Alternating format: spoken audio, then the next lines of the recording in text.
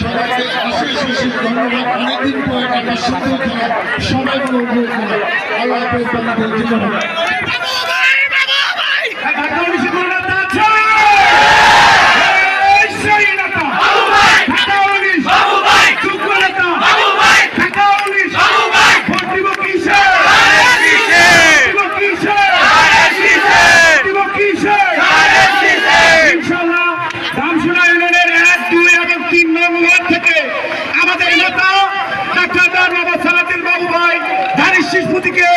বিপুল ভোটে জয়যুক্ত হবেন ইনশাআল্লাহ।